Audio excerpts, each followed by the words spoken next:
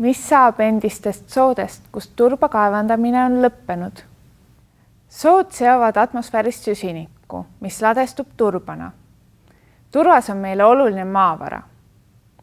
Turba kaevandamise tagajärjel jäävad meile elusate soode asemel pruunid ja tühjad turbaväljad. Eestis on maha jäetud turbakaevandusalasid ligi 10 000 hektarit.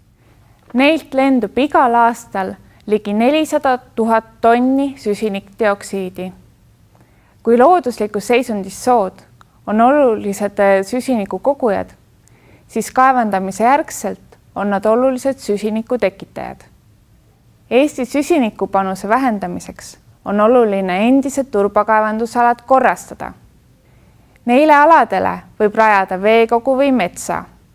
Samuti võib kasvatada seal marju ning energiakultuure.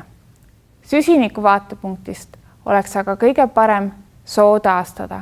Seda koos kõigi soodele iseloomulike tunnustega, kõrge veetaseme ning soodele iseloomulike taimedega.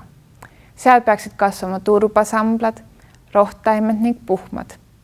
Nii saame süsiniku tekitajatest süsiniku kogujad ning taastada turbatekke